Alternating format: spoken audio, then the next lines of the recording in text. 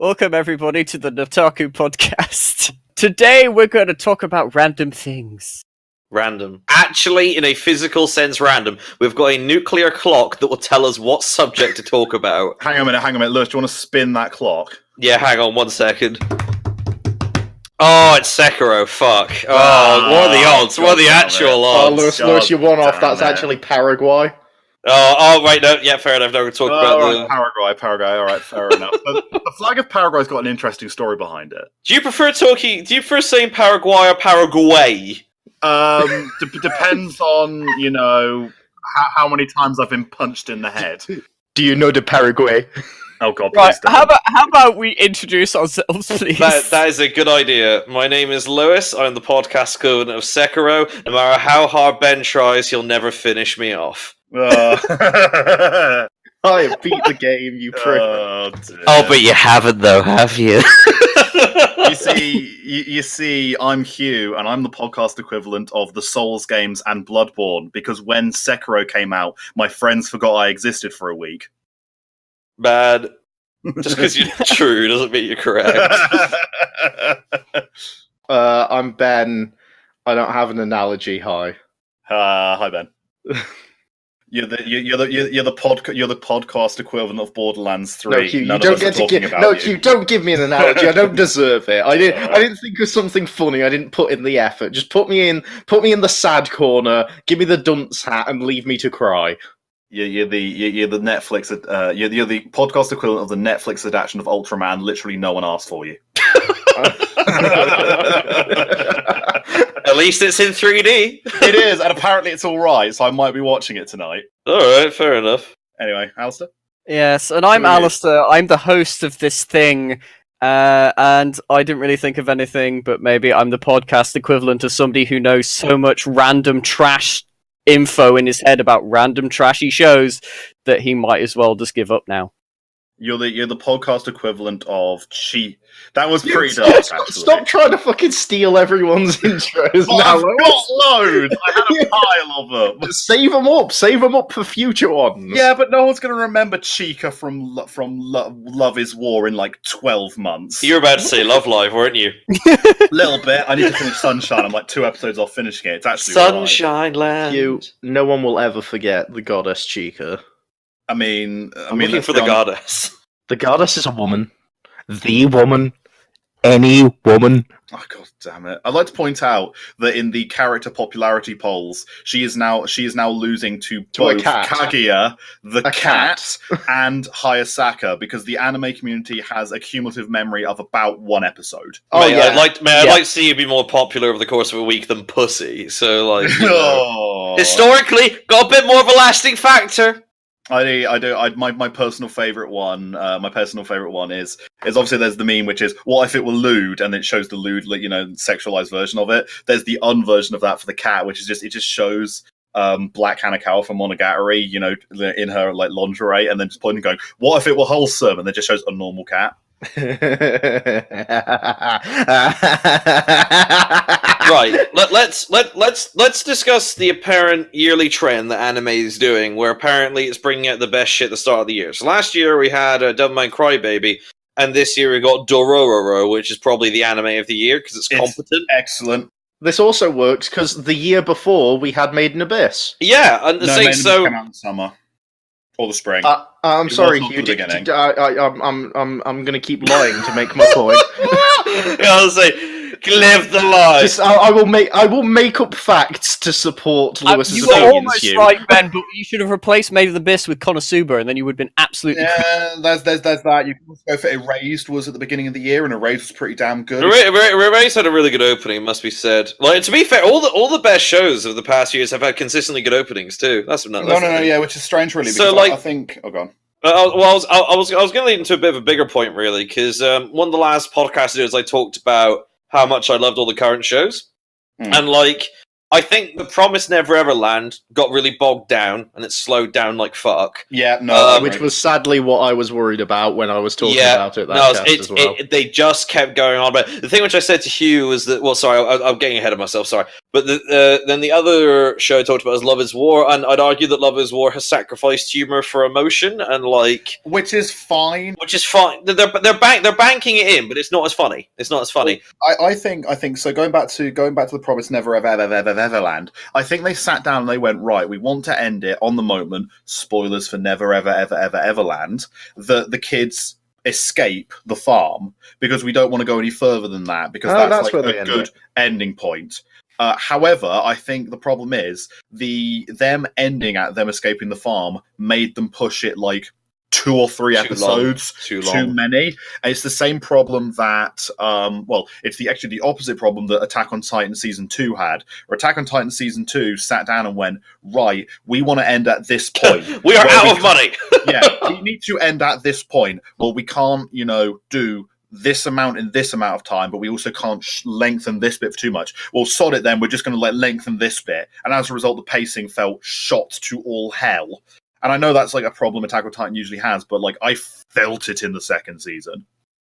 Well, I can tell you right now that Domestic Girlfriend had the complete opposite issue of they rushed through that manga so quickly because they wanted to get to a very specific point that all the side characters lost their characterization. I mean, yeah, but Alastair, in the nicest possible way, in your weird, as I've heard it described, disturbingly weird, ecchi show, did the side characters ever have characterization? In the manga, they have They have a lot of character. I've heard a lot of very good things about the characterization in Domestic Girlfriend's manga. Like, apparently it's really good, and the character development is like some of the best a lot of people have ever read. Yeah, but do you know what else had a good manga but a terrible anime adaptation?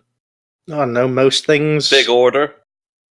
No, it didn't. That manga was also trash. It's so bad. I'm looking at it right now. Yeah, no. Twin Star Exorcists. Twin Star Exorcists I have read the manga. It's a really, really good manga. Show is terrible. Straight up bad. That sounds like a Saturday morning cartoon. Anyway, I had a plan to start this podcast off with something, and we completely went boom! Well, it's around a clock, because my point was that Dororo is probably, like, close to anime perfection, really. It is so good. And it's getting better as the thing. But, like, I'm just surprised I'll binge watch it when it's done. I'm just surprised that shit's getting bogged down. And weirdly, after Devil May Cry Baby, this is the second, like, fucking, like, 30-year-old manga that's been adapted into an anime, and it's so fucking good. Yeah, it is. They don't make them like they used to. It's almost as though we shouldn't just dump all of our previous history in a fucking fire the second we move to a new generation. It's almost as if JoJo started a trend of bringing back old popular mangas for good adaptions. Because who would have thought that JoJo being super, super popular led the way for everybody else to go, grab a good old manga and let's do this thing. Yamato! Yamato! But yeah, they did it in 2012. You've had your shot. Let the rest of us have our thing. They're still making it. I just thought I'd have the discussion about it basically because it's interesting how many shows have kind of like either blown their load too quickly, or I'd argue in the case of Promised Neverland, not blown their load quickly enough. I love the last episode of Never Ever Everland. I thought it was really good, but I also felt it should have happened a couple of episodes beforehand.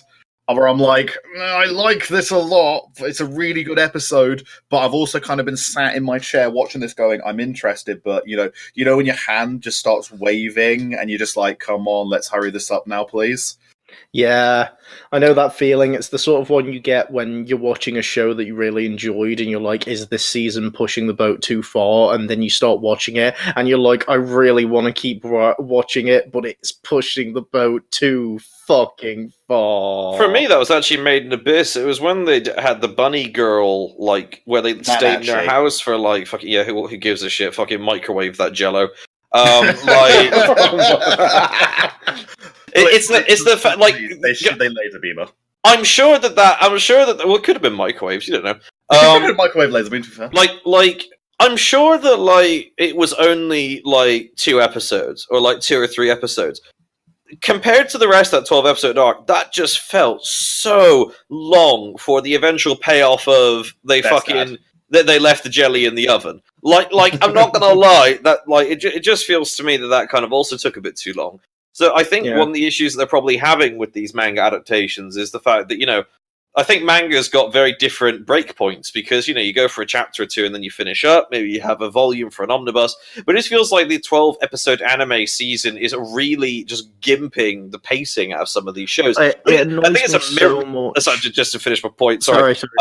I think one of the only reasons they actually got away with adapting Dororo is I imagine that because it's so old, I think they got to have so many liberties with where they got to start and stop storylines. I'm currently tapping my copy of the Devilman Omnibus, and it must be said that some of the chapters are a bit out of order, some are a bit longer, some a bit short. I think Crybaby only got away with what it did because no one gave a fuck about the source material. The thing is, I think you're right entirely with regards to that, but I also think it's because it's not Crunchyroll. It's not on that mainstream streaming service where they have to have we got to end in this perfect spot, we got to do this because everyone's going to be watching it, we got to compete against all this. They were on Netflix and they were on Amazon.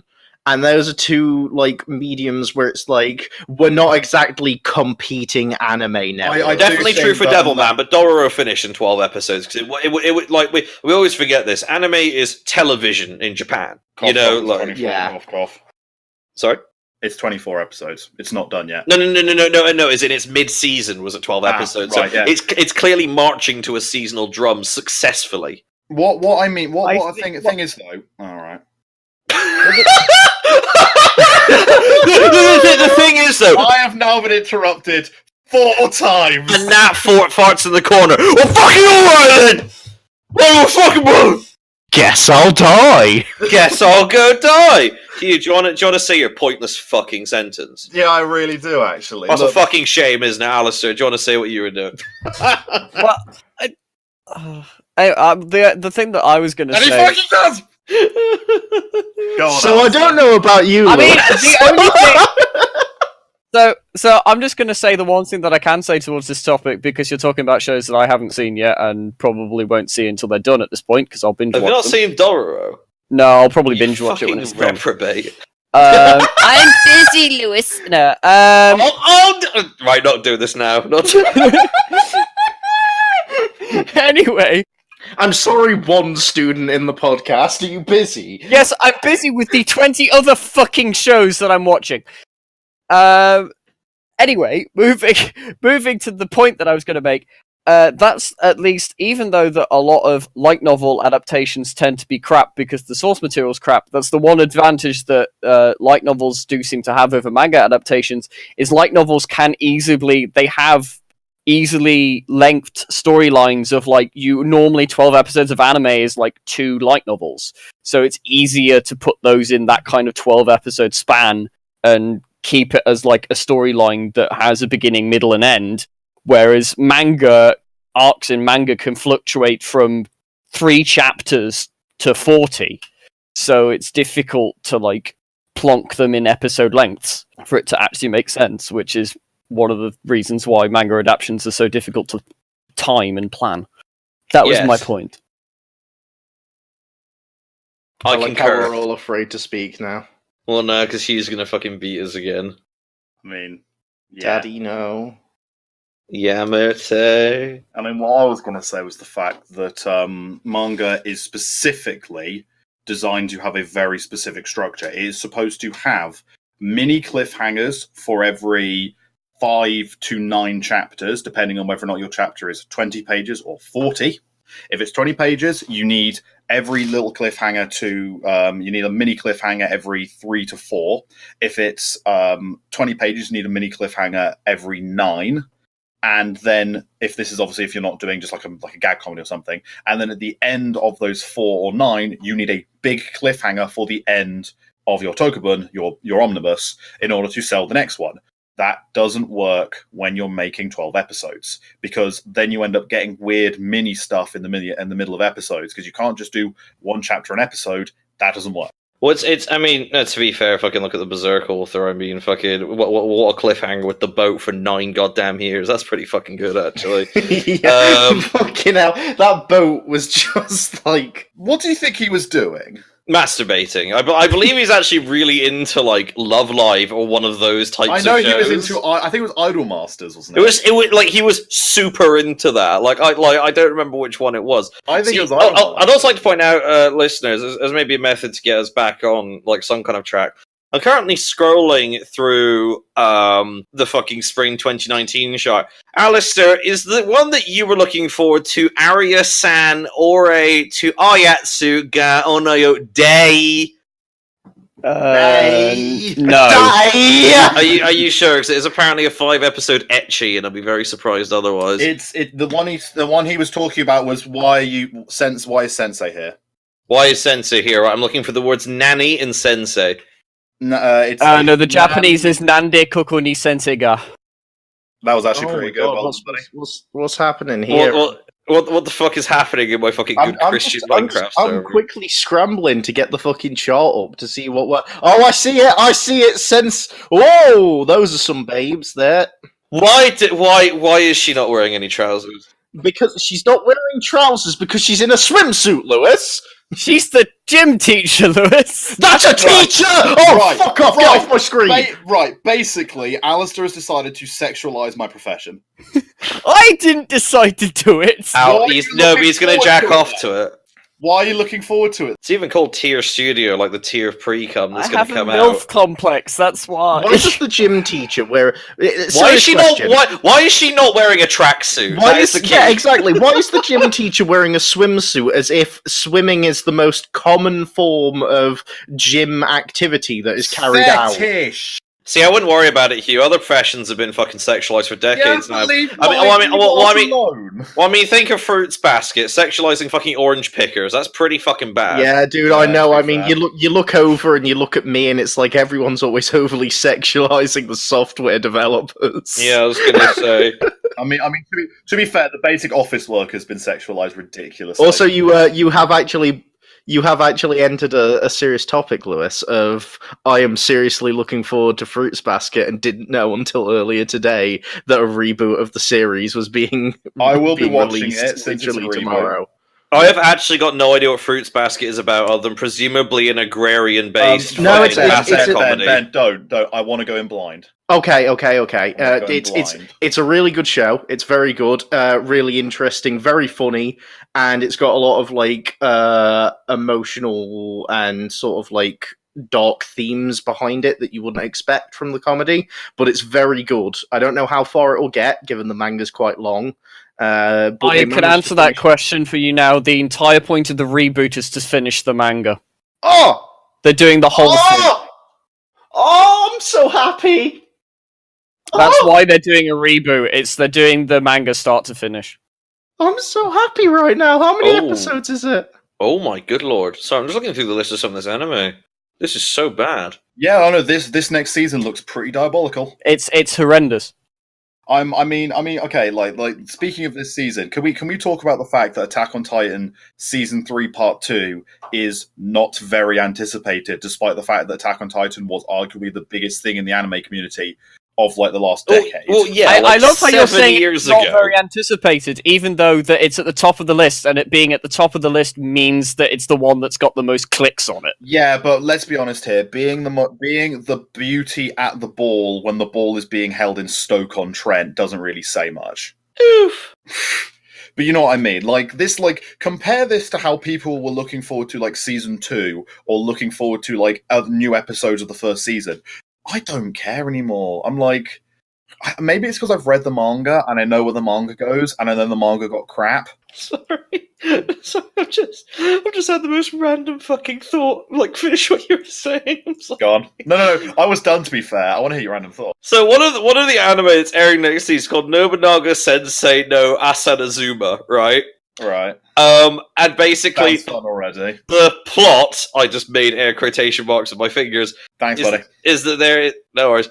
Is that there is a fucking school teacher called Nobunaga, and then so this claims one day the 14-year-old wife of Oda Nobunaga teleports through time to get it to tries to get. Why are teachers the point of this season? And tries to get him to get her pregnant. I hate this already. I hate this already. Okay, I hate it. I hate it. Oh, Hugh's anger is fueling me. Now, already, what a fucking horrible idea, right? Yes. On the other hand, however, I just thought to myself, wouldn't it be a far more interesting thing? Oh my fucking god! Sorry, 1 second. Jesus Christ! 1 moment. Lewis gets a phone call. Lewis is the only man in the entire world with a landline. Wait, what? That's a landline? Yeah, that's a landline. Insert Wait, technical he lives in a fucking flat. How does he? Yeah. What?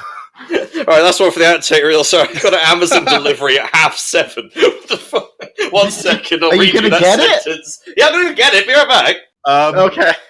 Technical difficulties?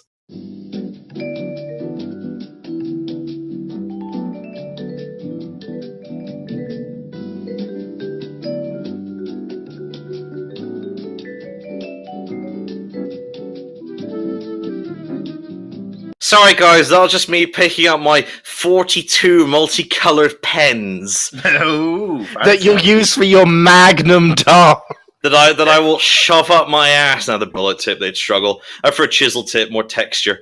No. Um. Can I? No, you can't. I was middle of talking before I got interrupted by a fucking Amazon delivery man. You fucked us a new anime.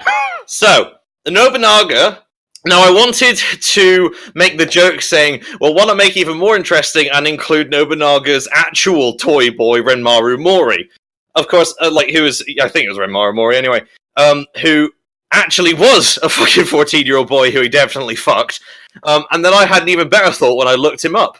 And I figured, why don't we make an anime in the style of the old Japanese pictures, bearing in mind that Nobunaga apparently looks like this to Japanese people.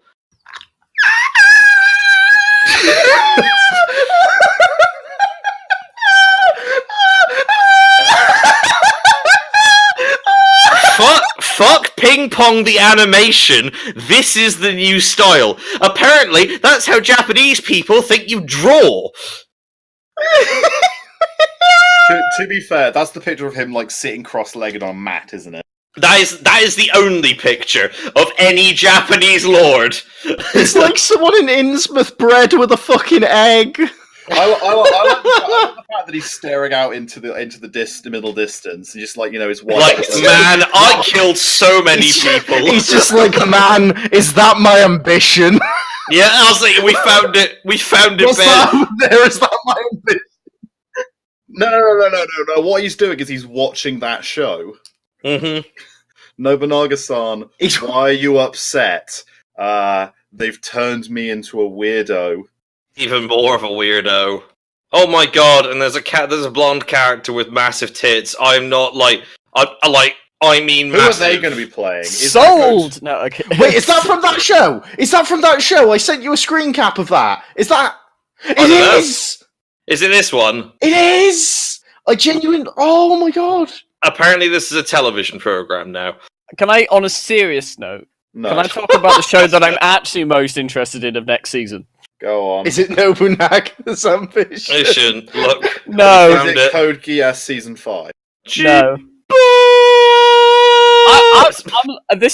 I'm looking forward to Isekai Quartet because it's got all my favorite isekai in one show. Man, that's like Attack on Titan High, though, isn't it? Like, yeah, basically. Yeah. I'm not looking for Isekai Quartet because I think Isekai Quartet is going to forget how to be funny within the first 5 minutes. That's like fucking Isekai Quartet, aka Fate.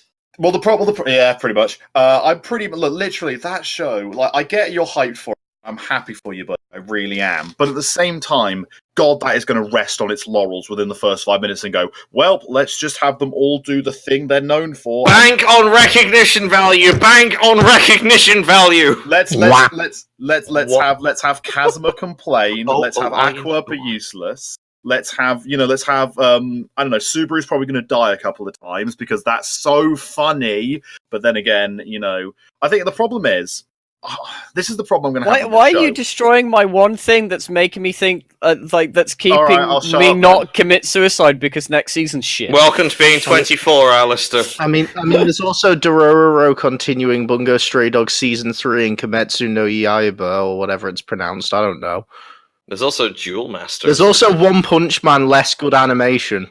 Yeah, but anyway. Right. My problems with Isekai Quartet, then I will leave. Apparently, we're not allowed to insult things. Oh, no, Hugh. Please keep insulting things. Nah, it's fine. Alistair's already asked politely, and to be fair, I am a polite human being. Fairy Gone looks like it'll be okay, but shit. That's my exact reaction. The visuals made me look twice at it, and then I read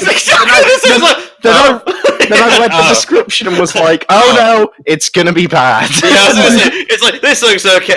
No, never mind. I read something similar called "To the Abandoned Sacred Beasts," which started off okay, and then within like 4 pages turned into generic wank because the main character's power level was he can kill anything. Like that's just it. Oh, fantabby-doo. At one point, he gets shot in the heart, point blank, by a silver bullet, which you are told will kill anything, and he goes, "Huh, you only shot me once," and then kills a like fucking sperm whale. I guess they never miss her. I'll tell you what, I do hope we're wrong, and that a lot of shows this season are good. We may be wrong. This is our first time looking at a lot of this stuff. But at the same time, I feel that my seasonal anime watching for the year is probably done at the start. Can I talk about, some good anime quickly? I doubt it. All right, fair enough. I mean, can we this was not mentioned? I know I'm 3 months late here, or 2 months late, but I would like to talk about the fact. Hugh, you should get to the hospital. That baby needs out. Fair enough. I want to talk about the fact that the Oscars finally recognised anime properly. For God's sake. It wasn't that funny. Oh, I'm so fucking funny. Oh, God. Can we talk about the fact that the Oscars finally accepted anime that isn't Ghibli movies because Mirai got nominated for Best Animated Picture at the Oscars? I mean, that Your Name or A Silent Voice didn't, but that did. But I think that Your Name and A Silent Voice made Mirai get nominated. I think there was enough uproar last year with A Silent Voice and A Silent Voice and Your Name not getting nominated that the committee sat down and went, this anime thing, we've probably got to think about it. And I think Mirai was the highest profile one that wasn't Ghibli because Ghibli didn't have one this year. And so as a result, it got nominated. I'm happy it got nominated because I think this opens the door to anime in the West a bit more. However, don't you? I kind of feel like it's also just them just doing a thing of it's the committee of snotty people going like, we don't actually want to put this on our list, but everybody's going to complain if we don't, so we're going to have to do it. Man, Alastair with the voices today. I was going to say Alistair with the voices. No, well, welcome to the Oscars, bud. Yeah, that's why I don't watch the Oscars anymore, because it's just... You watch the fucking Oscars are up there at the concept of beige in terms of things I don't give a shit about. Not the colour beige.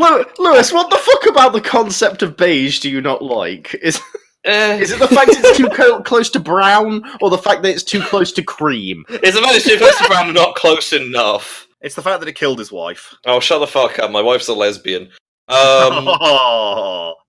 The Oscars are basically Hollywood elite going, haha, we're Hollywood elite, let's laugh at it, then proceed to vote for only things. Who gives a fuck? It will not cause more anime in the West. Unfortunately, there's such a thing as anime in the West. It's called cartoons. I don't think people are going to recognize that distinction for a while. But what I'm saying is, I think this is an interesting point just to make, because I think anime is coming over to the West in a lot bigger fashion now, especially anime movies. I think anime movies are starting to make their way to the US and the UK in a lot bigger fashion. So when I went to Japan last year, I saw huge amounts of advertisements for Penguin Highway. I mean, huge amounts of advertisements. They were everywhere in Tokyo and Kyoto. You couldn't move in them for an advertisement for Penguin Highway. And I went, oh, that's interesting. I'm never going to see it because, it's never going to come to the UK. I then check and realise that one of the local cinemas in Nottingham is showing this thing. And I'm like, it's actually coming to the West. Someone actually got the rights, dubbed it over, and is bringing it over. And so I just think it's interesting that actually we are being able to see this. Your Name got a very wide release in the UK and in the US. It's happening. We are seeing it more and more. It's not just Pokemon that's getting this release anymore. Still not releasing the Fate fucking Heavensfield movies here, are they? Not in the UK, but in the US, Canada, Australia, and all that lot. They're getting day releases, which is still good, and Your Name got day releases and stuff. Are they? The first Heavensfield movie was only day releases in select cinemas. Your Name got a huge release. Your Name was released for 3 or 4 weeks. I did a bit of a giggle to myself when he was like, "They're bringing more anime movies to the West," and I was like, "Yeah, we watched Code Geass in my flat." Yeah, but you know what I mean, though. You know. No, I know what you mean. Like, I remember when last year I went to go and see like 3 anime movies in the cinema because those were the 3 anime movies being shown in the cinema. Then, like, then what was it? We had Perfect Blue, Fireworks, Boy and Beast and Boy and Beast, Man and Beast, Boy and Beast. It's a fucking whale. Dorororo. I don't fucking know. Dorororo. You're getting more shit. Yeah, the Sword Art Online movie got released. We had, all the good stuff. It's a lot of stuff. I can give you proof that anime is coming over to the West. I can't remember which movie it was, but I distinctly went back home for a holiday, drove past the cinema, and saw the fact that an anime movie was being advertised, being shown in the one and only cinema in Luxembourg. Sorry, run that by me again. Your country has a cinema. Yeah, I was going to say. Yes. Sorry, what? Luxembourg has one cinema which has 10 screens and it was showing an anime movie. Shout out to Luxembourg. How big is Luxembourg again? I assumed it was like a country, not like a fiefdom. No. The country takes up half the cinema. Oh. No. The country, it is a country, but the population is the same population as Edinburgh. Edinburgh's got more than one theatre, mate. I don't want to burst your bubble here. Yeah, but the concentration of the population is so spread out that Luxembourg only needs one. Thank you! Fuck!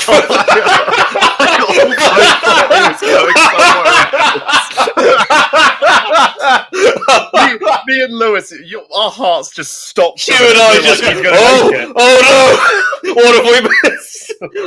Guys, what have we done? Guys, seriously, I see Alastair's point, and I'm about to post. I've also got evidence of anime coming to the West. Like, thank you. I was waiting for that.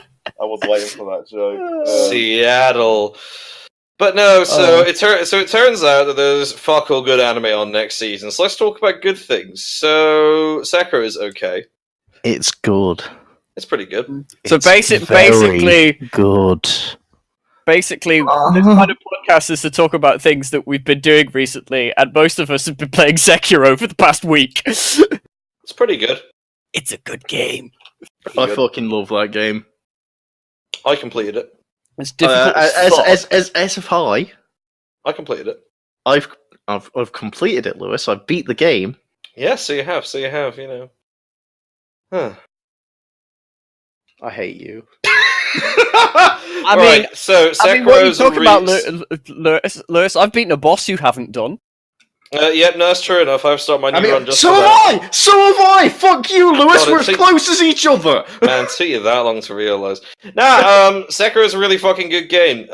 So, it's a Japanese game, and therefore we can talk about it on this anime podcast, because it contains anime.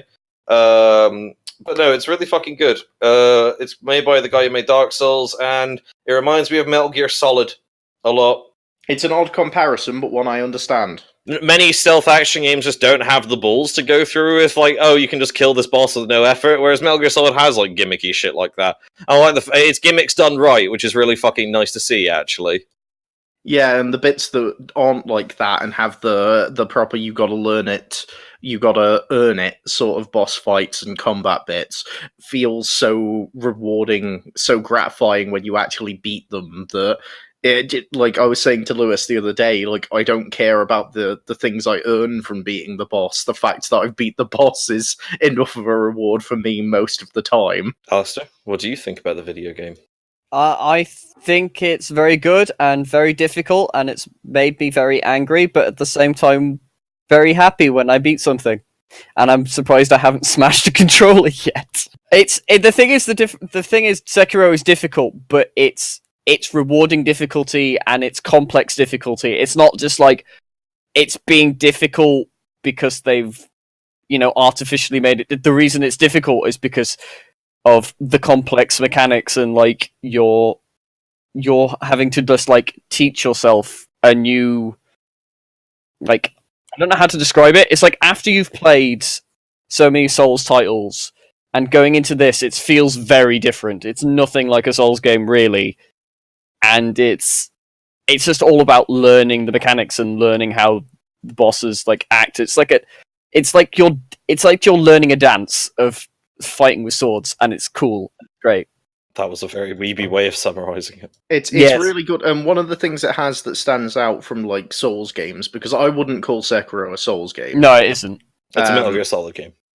Yeah, to be honest, I'd agree with that more so. As like Revengeance was a Metal Gear Solid game, so you know.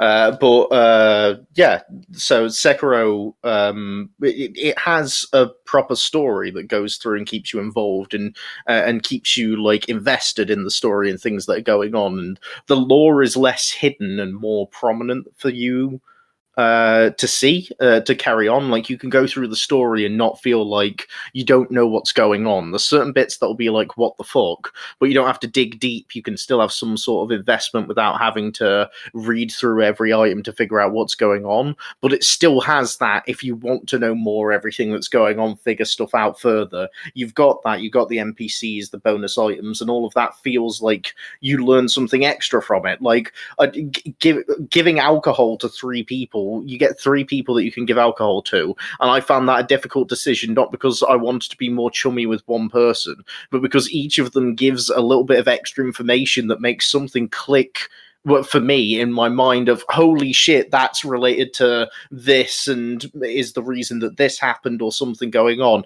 just from a story you share drinking with one NPC. And to have that sort of, and there's a bit with your training dummy of all things has a storyline that goes with it, and the finishing for that is so well done and has an actual like emotional climax to that as well, which is something that you never really properly see in these sort of games, and yet it still purveys it across and portrays it so well. It just goes above and beyond what other FromSoft games for me have ever provided. That will do, Pig. That will do. Mm-hmm. Well, that's enough about Sekiro. Hugh, what have you been up to? More than I've been up to. I've been replaying God of War. But that's not Weeby enough. God of War's a good fucking game, dude. Hey, they both have giant snakes. But it isn't a Weeby thing. I tell you what I have been doing. I've been rewatching Ajin Demi-Human on Netflix. Oh, that's a good show. I have not seen it, but I think, yeah. So, Lewis, Ajin Demi-Human's made by Polygon Pictures, and it's entirely CG animated. Yeah, which puts a lot of people off, but it's very good. Well, what's the tone? What's the genre? I don't know anything about it. Right, the basic plot, I won't spoil any of the things that happen in the first episode. The basic plot is, it is a normal world, but things called Ajin exist, which are immortal humans that cannot die and have control over a black ghost, a giant stand. It's a fucking stand. It basically looks like a stand, but it's basically a giant black ethereal ghost that only other Ajin can see. Okay. It just follows, them. It's JoJo meets Death Note. It's not. No, it's not. It's not JoJo meets at all. It's no. With regards to they can only see people that are related to them. With that, they can only see other users of the. Yeah, I agree with JoJo, but I don't see Death Note. They have the stand bit, and also it has the more dark aspects and slight mystery aspects. With regards to Death Note, it was more in the theme of the stand part than the actual theme of the show. I would honestly compare it more to a political thriller. Really? Yeah, because in the halfway through the first season, it pretty much goes into full-on, straight-on counter-terrorism, because there's not many Ajin in the world, and they feel put down upon, so, a group of them form and start doing terrorist things. And it's fascinating to watch. It's a very good show. Old Shotgun Man is best, man. He is, Sato is one of the most compelling villains for a long while, and it has one of the best fight scenes in an anime I have ever seen. It's very good, but it's a CG animation, which puts a lot of people off. And this is what I wanted to say and what I wanted to ask. Like, how do you guys feel about fully CG animation in your show? It depends how it's done. Honestly, I don't mind a lot of the time, because, Land of the Lustrous was great. Origin was great. There's a lot of moments and a lot of CG shows that are good, have a lot of good bits to them. I've heard Knights of Sidonia is quite good. My favourite shows ever. Yeah, I was going to say, you really like Knights of Sidonia. I have all 15 volumes of the manga, and it's my favourite. And it's just, there's a lot of really good shows that are CG and people get off-put by them. and shows that are pure CG, I don't see an issue with it unless you start unless you pull real budget crap like Berserk-esque, because let's be honest, Berserk is pretty much 90% CG, and that was... I'd argue the biggest problem with Berserk was not that it was fully CG, it's that the CG animation was very, very badly done, and it was planted against 2D animation, so the disconnect was massive. Exactly. If it was 100%, that was the point I was getting on to. It's 90% CG animation. However, I bet it wouldn't have gained half as much flack as it did if that 10% was also CG animation. Potentially. I think my thing with CG animation is it follows on from this is if a show uses CG animation and it's done properly and it's actually, done quite well, CG animation can look good. The problem is, as soon as it isn't, it looks jank as fuck.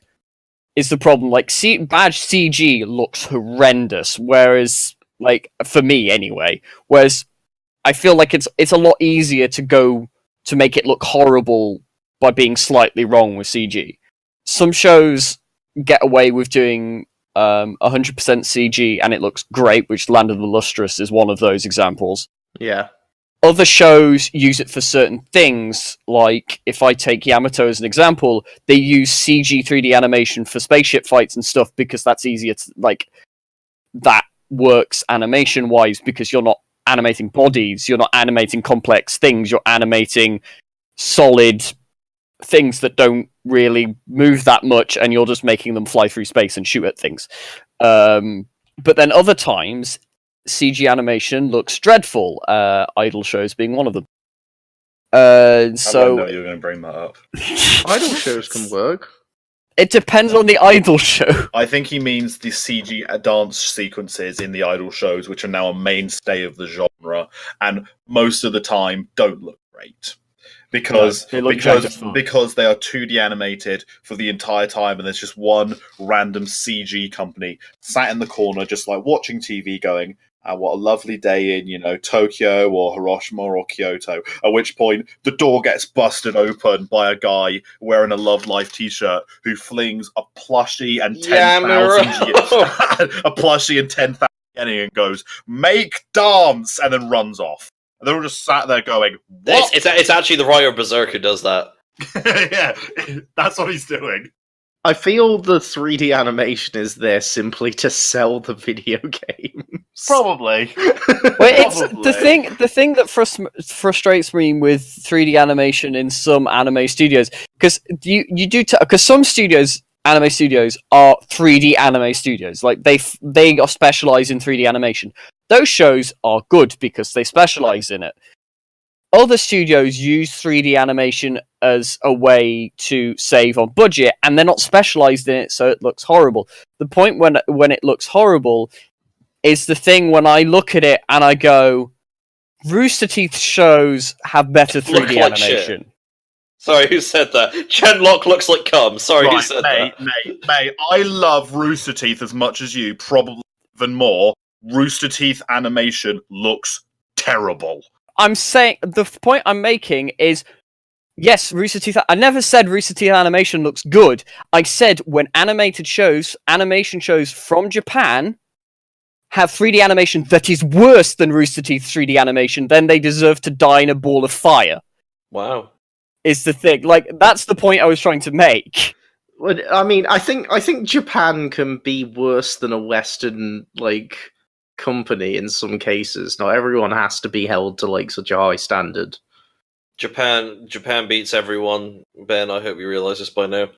I mean, to be fair, something which is actually worth mentioning, of course, is that there is a right way to use CG in 2D. I doubt any of you would probably know this, because I didn't know it until I was told it. One of the most prolific users of 3D CG is Ufotable. Completely aware. They use shitloads of it. The reason why you never notice is because they always use it on everything that your eyes are not looking at. Yep. So wouldn't you know that the decent shot choreography and direction will actually mean that you've got a reputation for being the best animation studio out there? Who the fucking thunk it?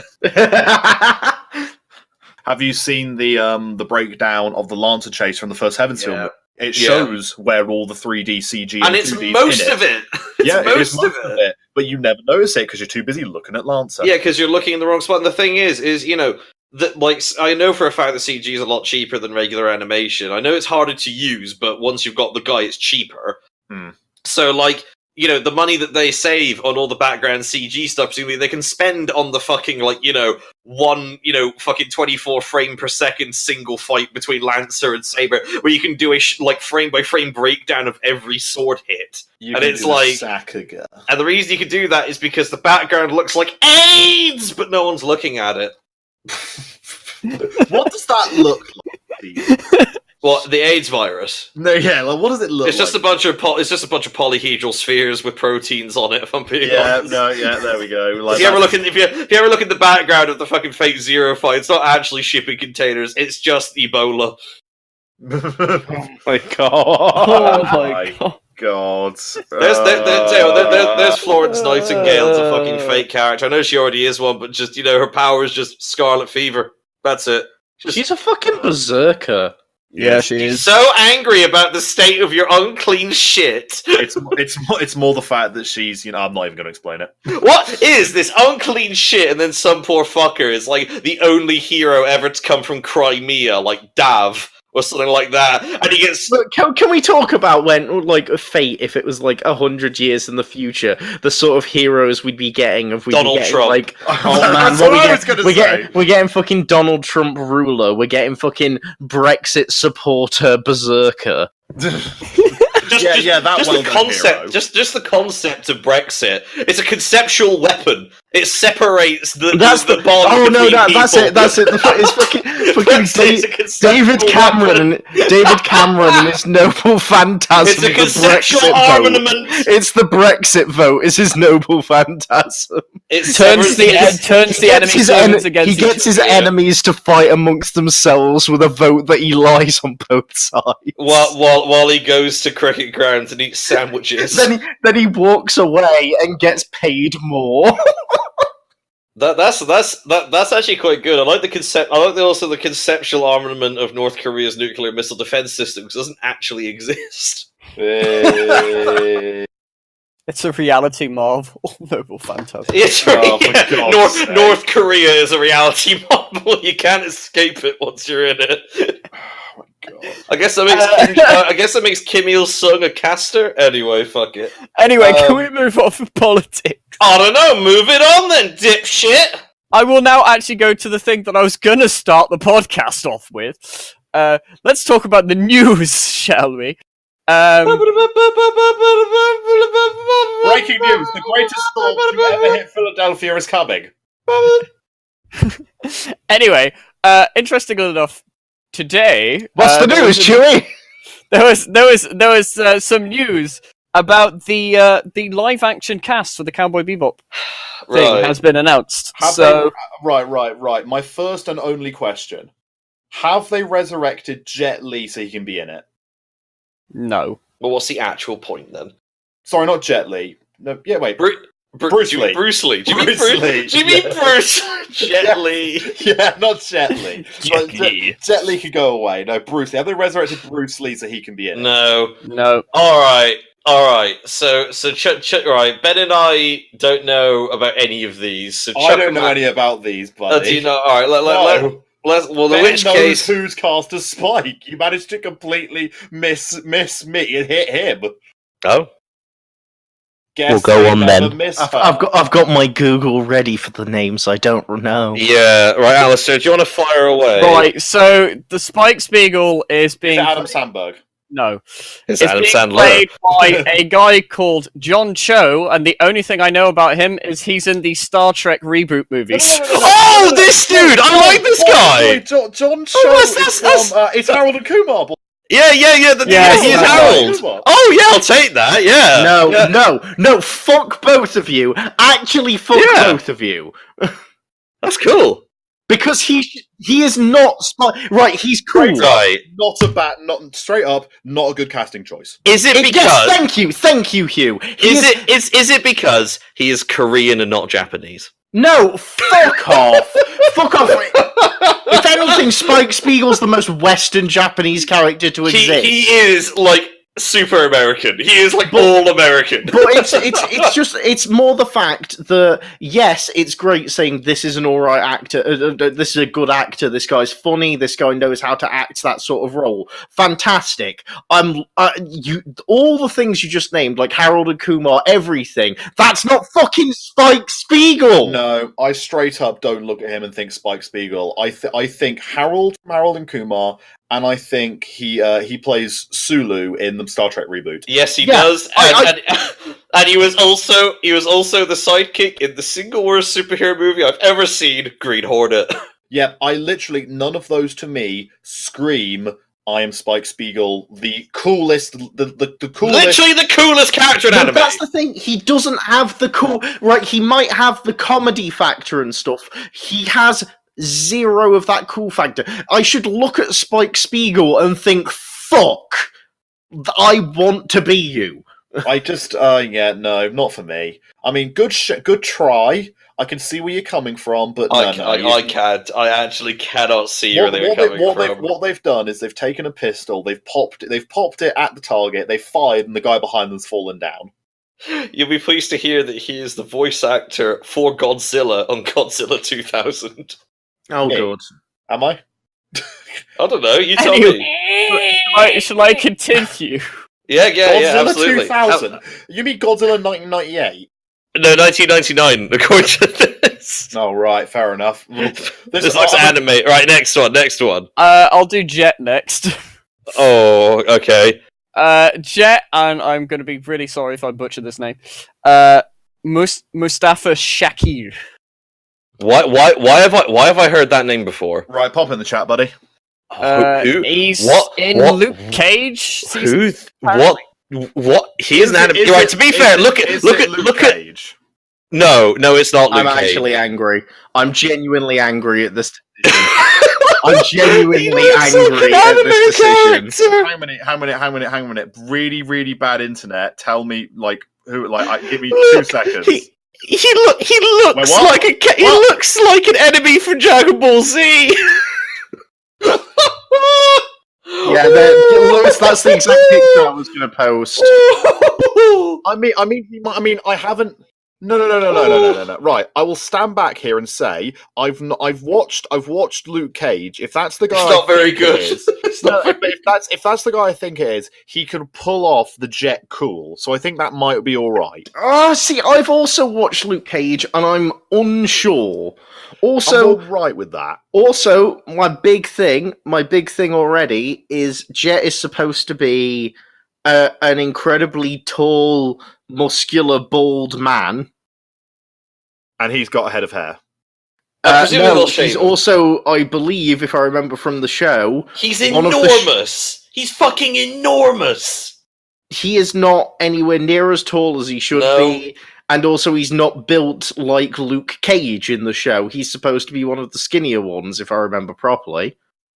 He's a skinny. Also, I'm looking at his IMDb. Hilariously, he, by sheer coincidence, is starring in a TV series called Jet. So, you know. But the whole point of Jet is just how he's a tank. He's a tanky ex-cop. That's the point of him. No, see. The point is he's a tanky ex. I know that. Right. I'm just gonna say it. I can't call this one properly.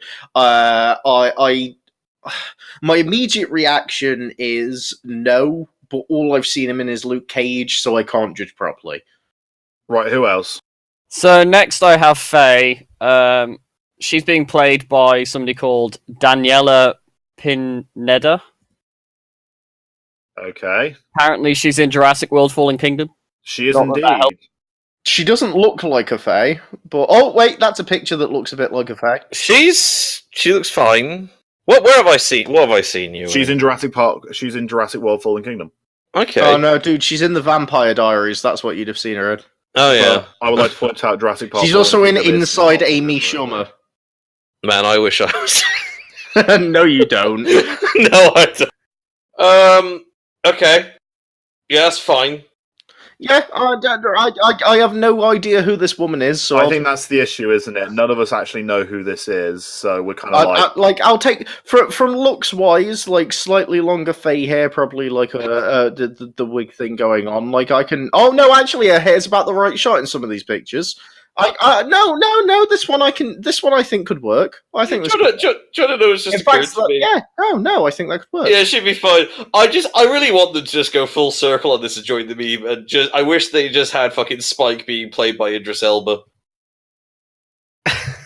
To be honest, I think Spike by Idris Elba would be. I think most characters by Idris Elba would be fucking great. I'm not gonna lie. Idris Elba is cool as fuck. I love him as an actor. He has a lot of range, and I would love to see him play Spike Spiegel. And I can already tell you, he's got the cool factor. If I just look at holy fuck, it's Idris Elba. The problem is, as you were saying about built, Idris Elba is not built like Spike Spiegel, because Idris Elba is quite a big lad. No, Spike Spiegel's supposed to be the skinny. He's a scrawny martial artist. That's the point. Like, yeah. So we got to kind of keep it in that. And what about anyone else? The last one I have is Vicious. Oh. Okay. Yep. I want to know what Vicious is. Yep, go on. Is it the guy that plays Kylo Ren with dyed white hair? No, it isn't. Is it V from Devil May Cry 5? It's a guy called Alex Hassel. The Hoff. What? No, this is the most confusing decision I've ever seen. Why isn't he like 60 years old? That doesn't Vicious is supposed to be a skinny, disgruntled, white guy. That is one way of putting Vicious. One of the most intimidating villains in all of anime. Oh, he's a bit disgruntled. Well, I mean, look at him, mate. He looks like he's not had a good night's sleep in about 10 years. Like, that's what Vicious looks like. He's done a stupidly large amount of just British television. Vicious fought fucking like a war on fucking Mars or whatever it was. You've got the wrong guy. It's this guy. Yep, that's the one. No, we are looking at him, buddy. He doesn't look old or intimidating enough. I'm not gonna lie. See, Vicious to me is always gonna have. He's gonna have that long white hair, and he's got the thing. He looks like a bird. He looks like a bird. Yeah, he mirrors the bird. He's got those vulture-esque looks, those features that are sharp, deadly. Look like he's waiting for you to die, not. Looks like a guy that plays a street thug that's actually an informant for a cop and is playing a 19-year-old but is really 29. Yeah, interesting pick. You need to get someone who's like 10 feet tall for Vicious as well. So, Alastair, what's your opinion on these, given you only read them out? My opinion on those? Right. I don't, to be honest, I think I kind of agree with you guys. The only one of those that I've actually seen act is the guy playing Spike Spiegel, and he's not Spike Spiegel. To me, that guy's almost like he's a comedy actor, not. No, really. See, that's exactly the point I was trying to get at before. It's like, I've seen it. He's not a bad actor. He's a good actor, but he's like the comedy guy. He's the guy you expect to play like the tech nerd in a cop show, or the side cop in the cop show, or you expect him to be the main character in a comedy set in an apartment where he's living with the girl he loves, but she's dating the guy across the hall or something. And it's like you picked Simon Pegg for the role. Yeah. Nick Frost. Yeah, Nick Frost. That's the best one. I will say though, like in defense of him, there was a casting choice in the kind of like the 2000 and I think 6 or 7 it was announced that most people looked at and went, this is a terrible choice, he's not the right for the role, he's never going to do this well. And that was Heath Ledger as the Joker.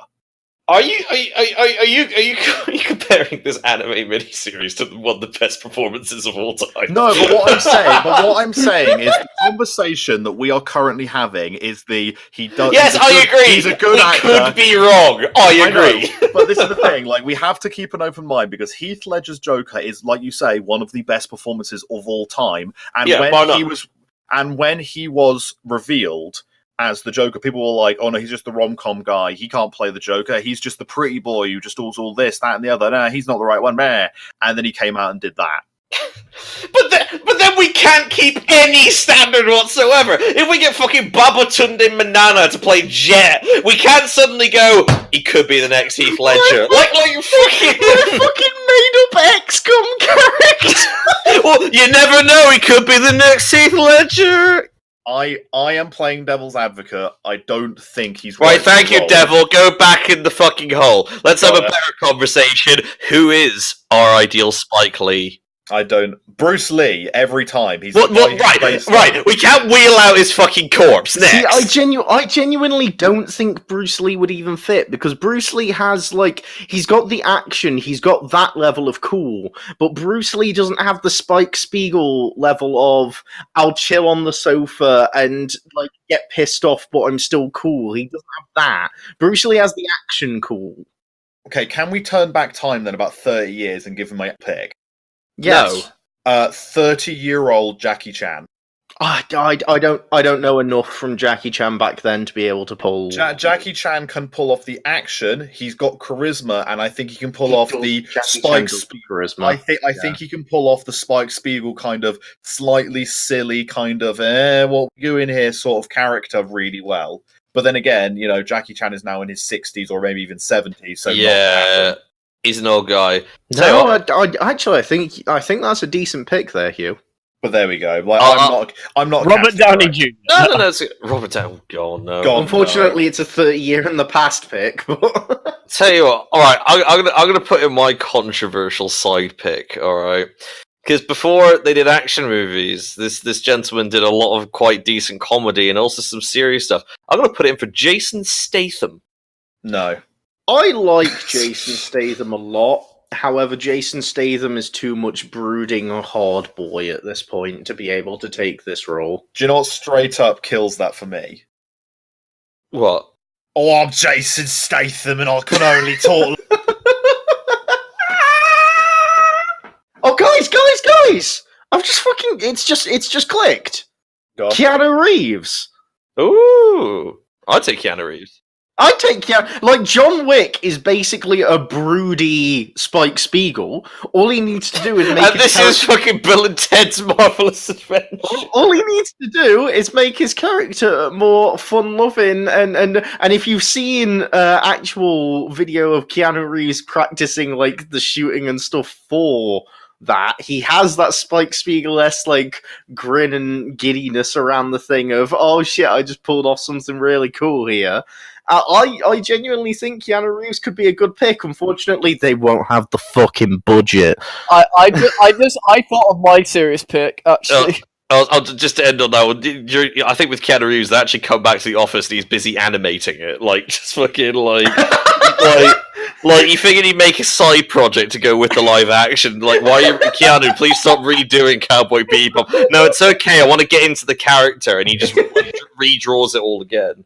He redraws Cowboy Bebop and re-releases it. By hand. Alright, Alastair, what's your pick? My serious pick is David Tennant. It's always David Tennant. Because he's great in everything! He's Scottish.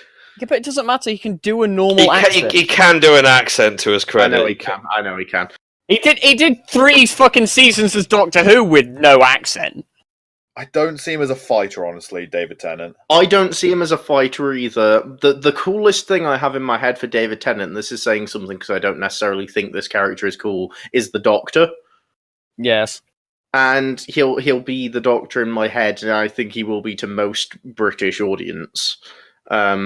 No, I'm going to go with Idris Elba. Still, I think it's a serious. I think Idris Elba would work if you're doing a different take for Spike Spiegel. I think Idris Elba would work because I'm just biased. Idris Elba is one of my favorite actors. So also, he's never gotten the proper lead in anything ever, except Gunslinger, which he wasn't the lead. Fucking Jake. Yeah, Jake was the lead of that. He's the lead in Luther, and that's a really good show. Luther's good. But that's television, unfortunately. Yeah. No, I do see what you mean. This would also be television, Lewis. Oh, fuck. Well, there we go, then. What about Jet, then? Oh, we're going to go through all of them now. Alright, fair enough. We won't go through all of them. Alistair, what do you want to talk about? For Ed, I'd go with Terry Crews.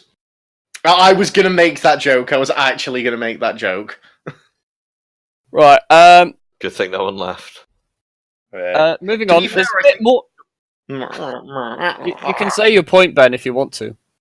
I was just gonna say the guy, I forgot his name, the one that played Kingpin and in Green Mile, who passed away, unfortunately. Oh no! I know the one you mean. I think he'd do a good job as Jet. I think that'd be He was such a cool dude. he's so cool, which has the Jet thing. He has like the smile alongside it, the acting range to go with it, and he has the exact build that you're looking for Jet. But so once again, it's like Hugh's 30-year-old Jackie Chan sadly passed away. So, well, Jackie Chan didn't pass away. I was gonna say, rip. Please don't everyone suddenly worry Jackie Chan's dead. I mean, I am just looking at the internet, the news right now, and Ben, I've got some bad news for you. I'm actually rushing to check. No. It's not April 1st. You're not allowed to make these jokes anymore. That would be a ridiculous coincidence. Well, I'm not allowed to make a joke if it's not April 1st. Alistair, what would you like to talk about? So if we're done with that, there's more news that we can talk about. Because between this podcast and the last podcast, there were several sequels that were announced that I think are quite interesting. Well, for me at least, 3 of them are sequels that I'm very much looking forward to. Did I yell out the name of most of them during the first segment? I don't know. I don't think so. Right, first off, ReZero Season 2 is going to be good because ReZero is good. Yes, that's the first one. That's the one that I'm looking forward to. Just straight up, that's the one I'm looking forward to. Because I know how ReZero goes after this point, and ReZero continues to have quality. Yeah, no, it keeps doing the same. It keeps on the same, like, it keeps its same theme of, like, it changes up and changes enough to not get stale. Because the problem I would have with ReZero is if it wasn't careful, it would just go, and now another problem for Subaru to solve through dying 100 times. It doesn't do that, which is good. No. What else is coming out? Also, the other thing is, my favourite show from last year is getting a season 2, which is Cells at Work, which is I'm also looking forward to. Yeah. My only worry is I'm worried with that it'll become too samey. My original hope was that they were actually going to do, instead of a season 2, they were going to adapt Cells at Work Black instead. It's an interesting interesting manga series. It's essentially the same thing, but from the point of view of a body that's unhealthy. So it shows the cells differently. Of the fact of this is like Cells at Work Normal is the healthy body, whereas Cells at Work Black is an unhealthy body. So all of the white blood cells are like really buff, and all of the other cells are like withered and dying. And it's an interesting, different take on it. And I was hoping they were going to do that instead of a season 2. Not that I'm unhappy that they're doing a season 2. Though. They might include it. It'll be an OVA. Let's be honest. It'll be an OVA or a Monogatari-esque spin-off. What else is coming out? And the third one, which is I'm also looking forward to because it'll actually finally finish the story, which is my teen romantic comedy Snafu. I'm so glad you're also looking forward to Bungo Stray Dogs Season 3. I literally could not care less about my teen romance Snafu. I don't get why everyone likes Hachiman. I think he's a really boring character. So for Cells at Work Season 3, do you reckon they could have cancer and that way Red Cell and White Cell have to fight each other after they've turned sides? Mate, there was cancer in the first season. Oh. Yeah. Like the 5th episode, mate. Your joke fell flat because you hadn't watched the show. I'm sorry, I thought it was mediocre from episode 1/2. Anyway, continue talking about anime you don't like. I'll go back to the hole. I mean, that's fine, buddy. No, I mean, I'm looking forward to ReZero. I'm looking forward to Cells at Work. I don't get why my teen romance Snafu is so popular. Well, I get why it's so popular because everyone looks at Hachiman and goes, I'm just like him. I'm a bit socially awkward. But then if everyone speaks to me, I bet they find out I'm actually really cool and methodical and like I can solve people's problems and I actually sacrifice myself in order to help them and actually know what you do. You've described every high school anime protagonist that has existed since the noughties noughties. But I straight up don't get then why My Teen Romance Snafu gets popular. I don't get it. I don't think it's a very good show. I think the second season was better than the first season, but that was only because they introduced, a Kohai that I thought was vaguely entertaining and funny. Whatever her Why'd name you watch was. two seasons of a show you didn't like? Because I'm a sad human being, and to quote Demolition D, I can eat it, but I know what I don't want in my mouth. I think with that show, I'm just happy that a show's getting a conclusion, because a lot of shows just don't. And maybe I would be happier if they did it with a show that was probably better, but it's still nice that actually a show is getting a conclusion. And I think more shows nowadays are actually going to conclusion of the story rather than basically getting... I mean, it's still happening. You're still getting your one and done and go read the manga endings, but it's nice that you're getting more shows that actually will have a conclusion in anime form. Yeah, like Dororo and Banana Fish on Amazon Prime. Go now. You can buy it with Amazon Prime and watch. You're not allowed to say that until they fucking pay us. That's right, we're sponsoring the wealthiest company in the world. Yeah, I was going to say, we're not actually Google? sponsored by Amazon Prime. Microsoft! Bing! Bing. Microsoft have sleeping pods, so you never have to leave work. Most big companies, I bet, have that. Is that I mean, Yes. Maid Dragon's getting a season 2. Oh yeah, that I forgot about that. I like Maid Dragon season 2. That's old news now, but I like Maid Dragon. So Yeah, Maid Dragon season season 2 is also good. That's a pretty good one. Well done. And of course, in 40 days, the next season of Monogatari gets released, so that's always good. So me and Ben will watch that. Also, not the. Yes. I don't know if you guys would care, but Yamato's also been greenlit for another sequel after this run ends, so it'll get a season 3. This run ends. Alastair, what are you on about? I was fairly certain the Yamato returned to Virgil after it was broken out of the cube and Urison turned back to his original form when V combined. Don't make jokes only you will get. That right there is thin. I can tell you for free, our one viewer enjoyed that. Our one viewer, please comment that you enjoyed that. Because if you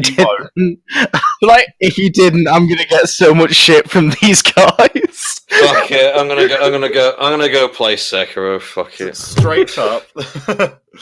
Thanks for watching listening. God damn it! Don't end. I'm also We're not going. done yet. What is this? We're not done yet. Well, I killed the podcast. This is Bencast now. I made one joke. Right. I mean, that was my news announcements. In other news, there's actually one show that I forgot to mention on the podcast about this past season that I completely forgot to talk about, and it's actually been one of my favorite shows of the season. So I'm going to just mention it now quickly. It's My Roommate is a Cat. It's fucking gloriously nice, and I love it. And if you like slice of life shows, that is the best slice of life show of this season. Except Dororo, which is your slice of life show set in 19